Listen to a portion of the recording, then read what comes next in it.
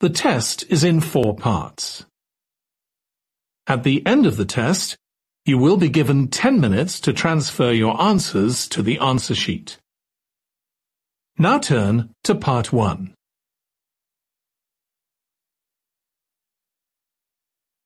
Part 1. You will hear a telephone conversation between an operator and a caller. The caller is inquiring about car insurance. First, you have some time to look at questions 1 to 4.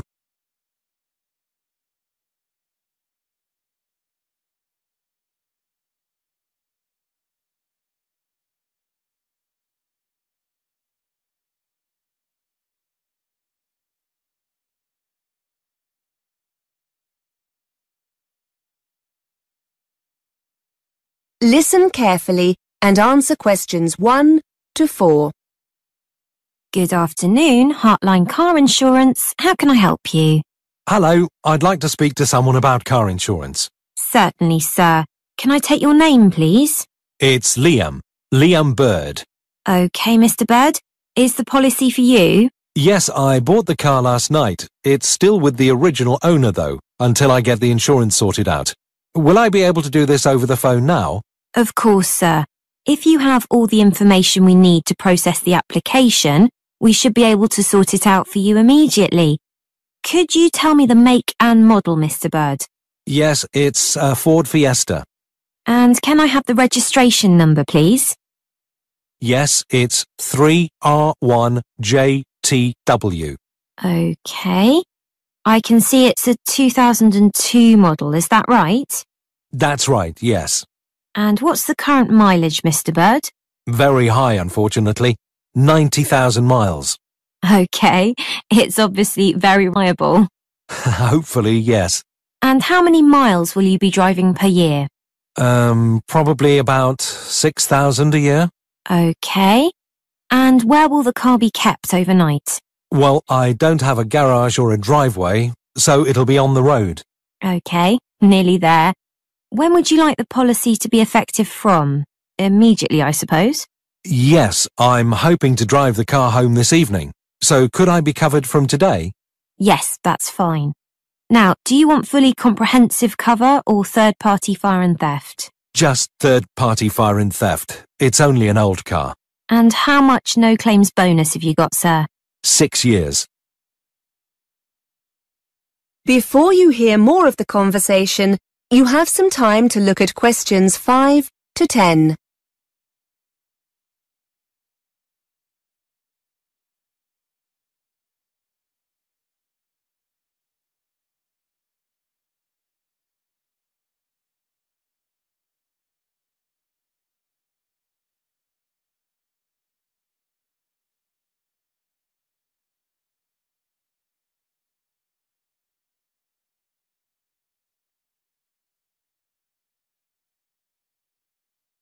Now listen and answer questions 5 to 10.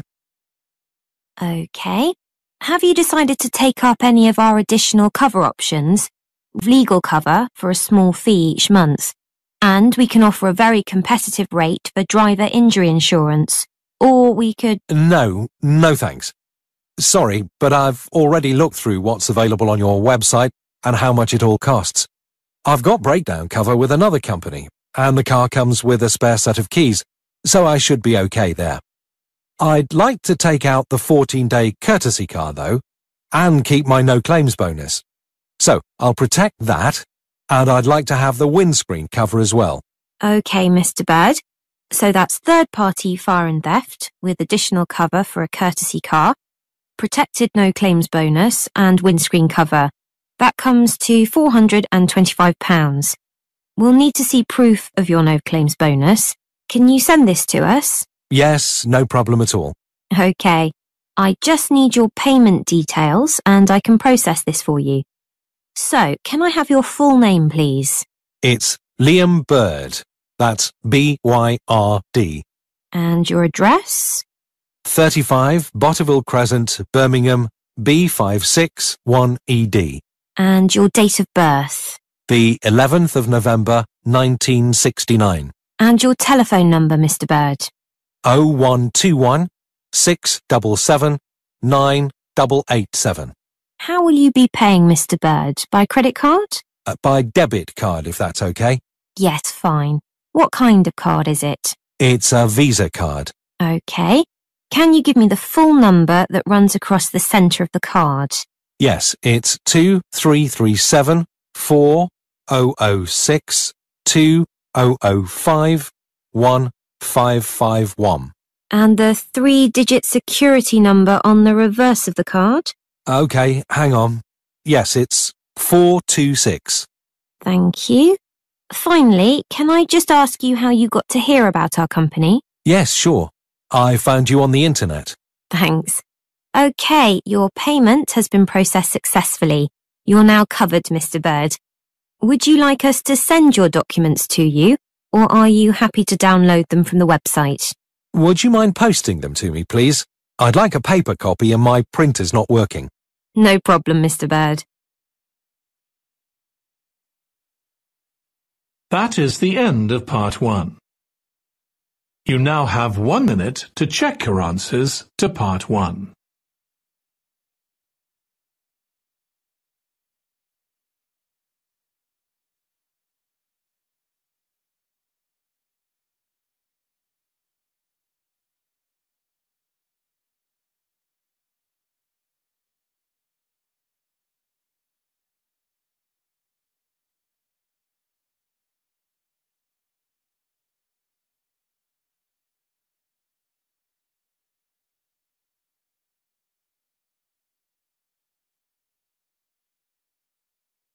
Part 2.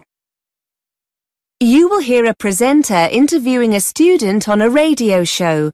The student is talking about her experiences of mountain climbing. First, you have some time to look at questions 11 to 14.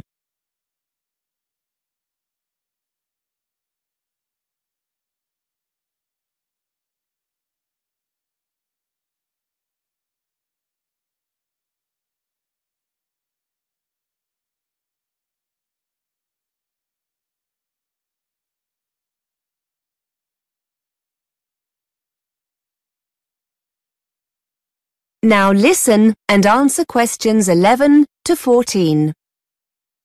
Welcome back to BURS, your independent student union radio station.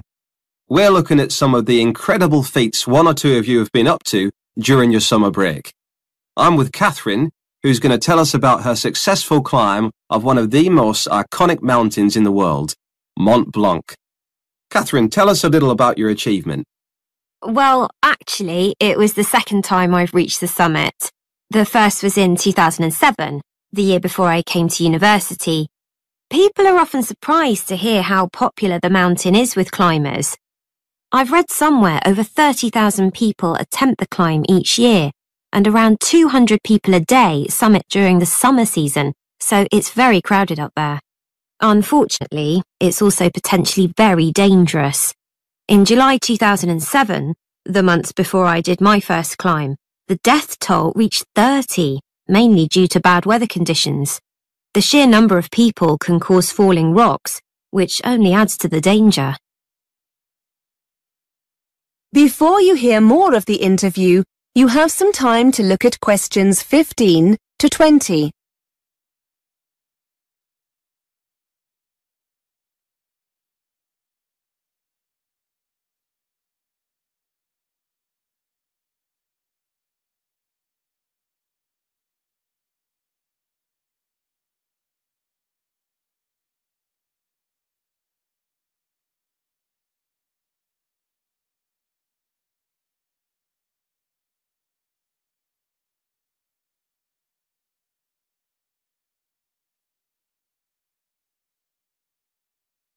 Now listen and answer questions 15 to 20. So why did you do the same climb twice? And was it easier the second time around? In many ways, they were totally different experiences. The first time I went as part of an organised group. There were about 20 of us, and we took 4 days to summit. It was much more of a sociable experience compared to the second climb. This year, I decided to go solo with just one overnight stop. I felt more confident having already summited once, and I wanted to face the challenge of being in control. Actually, you're never really alone.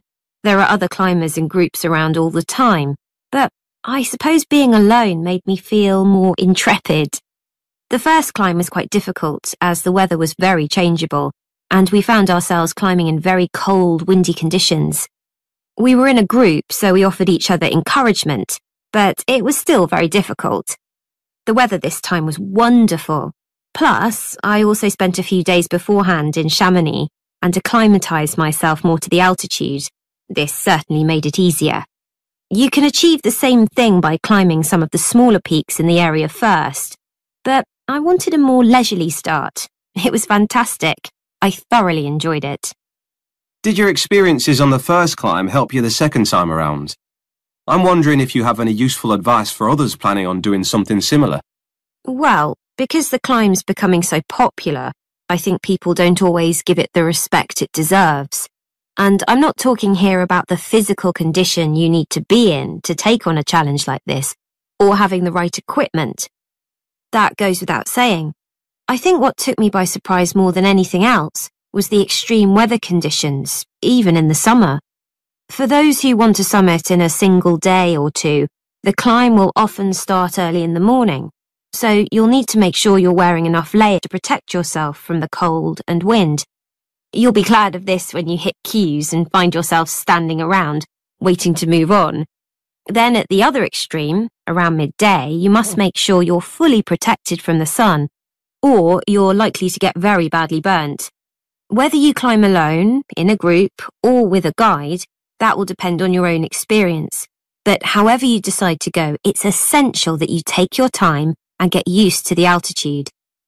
Okay, many thanks for taking the time to come in and tell us all about it. That is the end of part 2. You now have 30 seconds to check your answers to part 2.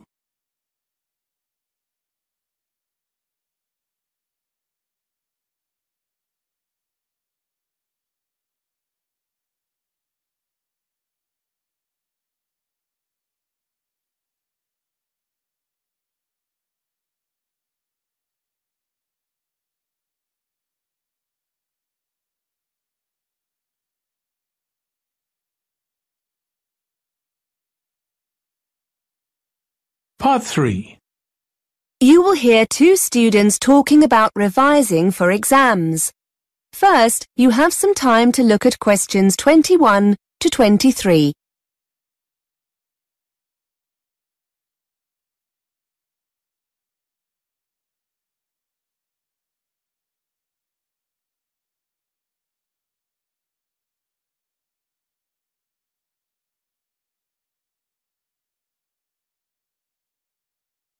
Now listen and answer questions 21 to 23. Elaine, have you seen the exam timetable? They've just put it up on the department notice board. Yeah, I've just come from there. I must be honest, I'd put the thought of exams to the back of my mind. Now the dates are there, it all seems a little scary. Have you been revising much? No, not really. We've got a month, so I'm going to really get going on it now. Why don't we try and work together? Yes, let's meet a few times a week. I don't like working on my own. I never seem to be able to focus properly. What about Tuesday and Thursday? Oh, no, I have a late seminar on Tuesday. Monday and Thursday? What about that? Yes, that'll be okay. How do you go about revising? Have you got any tips? Well, our tutor said we shouldn't start background reading or writing notes until we're clear in our mind what we need to revise. He said with a revision timetable, so we know what to revise and when. That sounds sensible. Then we can use the timetable to work independently. It'll help us to make sure we're both working on the same subjects. We can make that the first thing to do in our first session. Write up a timetable. Okay. I reckon the kinds of things we can do on our own in between meetings are things like arranging our materials, lecture and seminar notes, handouts, feedback from our tutors, that kind of thing. If we arrange all these by subject, according to the timetable, it'll help us get organised.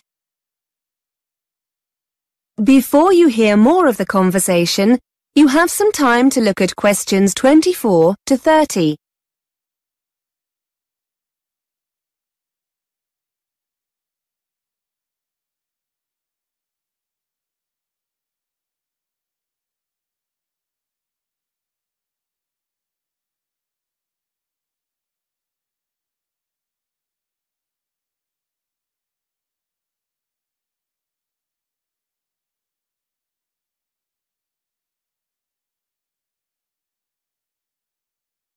Now listen and answer questions 24 to 30.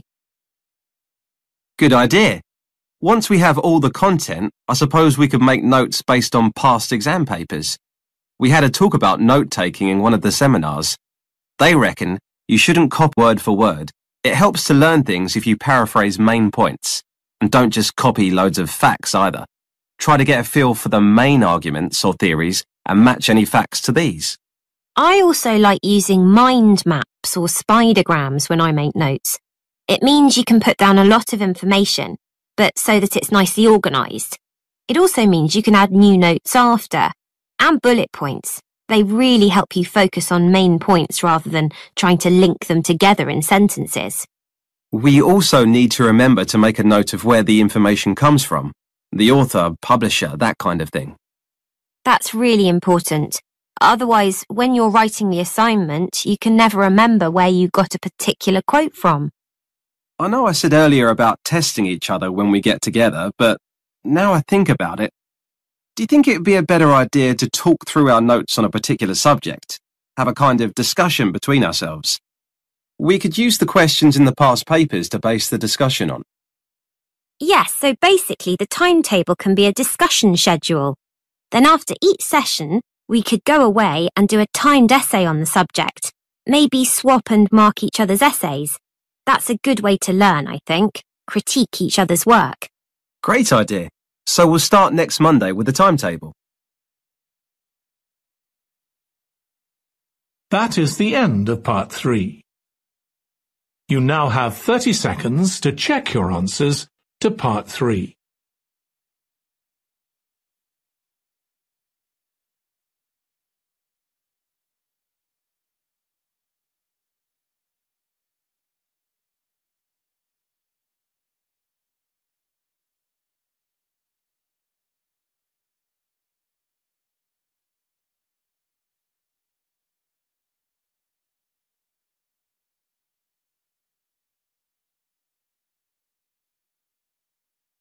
Part 4. You are going to hear a student giving a talk about her research project on the subject of urban design. First, you have some time to look at questions 31 to 37.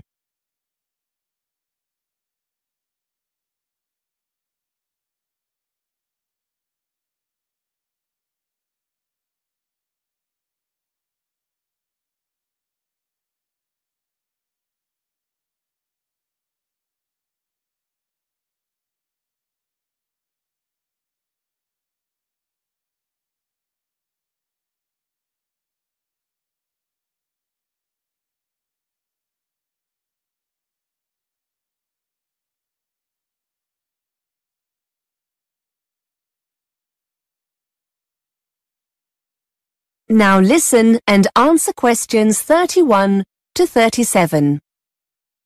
OK, everyone. This week it's the turn of Carol to talk about the progress of her research project. Over to you, Carol.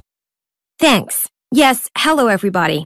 I'm going to talk about something called shared space and the research I'm in the process of carrying out into people's attitudes to this, as it might affect them in their local community. First, I'd best explain what shared space is. In essence, shared space is an approach to urban design that attempts to open up main street junctions to pedestrians by reducing the dominance of motor vehicles. It's a form of planning associated with a Dutch road traffic engineer called Hans Munderman, who believed that, by sharing the space available, drivers become more aware of pedestrians and drive more carefully. Pedestrians are able to move more freely in this shared space, and the number of accidents is reduced. Shared space design is usually employed in urban centers where pedestrians congregate, such as in shopping areas. It usually results in demarcations between vehicle traffic and pedestrians being reduced or removed altogether. This includes features like curbs, road surface markings, and traffic signs. There are many examples of shared space in operation abroad and in the UK, for example in Kensington High Street in London and Giles Circus in Ipswich. In addition to a decline in accidents, those in favor of shared space also claim additional benefits such as a reduction in unsightly street furniture, like signs and metal guardrails, which can be replaced with more trees, planters, seating areas, and other aesthetic improvements determined by local people. With these urban centers easier to get around in, supporters claim that people are more inclined to shop there, and, as a consequence, the center can become a more thriving area for local people and businesses.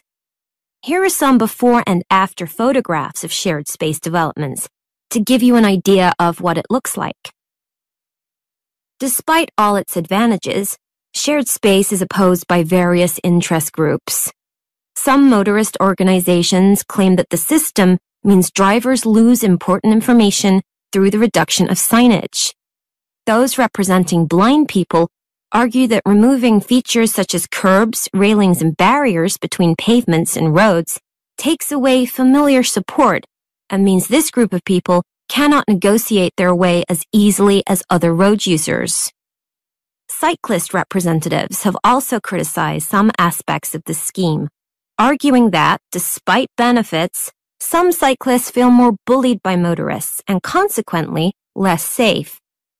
Supporters of shared space themselves also point out that a lack of experience and understanding of shared space by planners can lead to negative experiences for all these groups.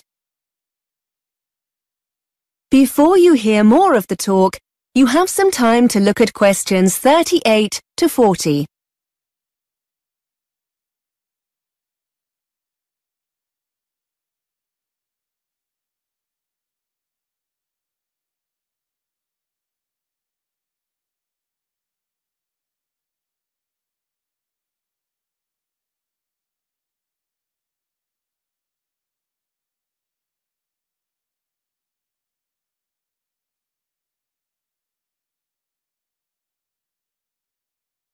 Now listen and answer questions 38 to 40.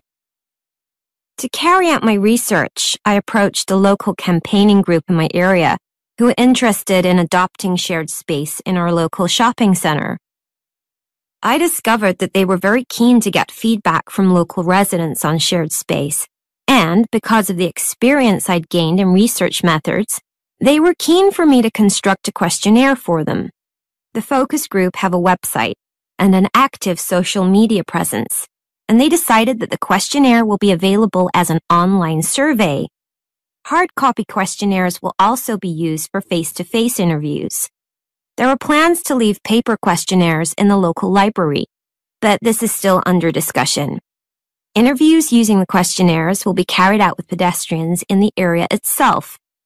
The group don't have the resources to deliver additional questionnaires to the homes of local residents, so this option was dropped.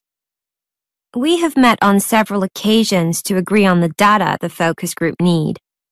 I've pointed out that if they want valid results, the questions must be totally unbiased and not in any way loaded to encourage participants to give the preferred answer.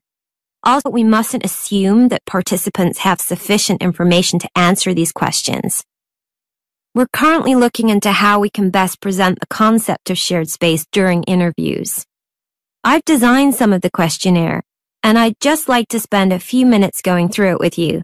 I'd be grateful for any feedback you have.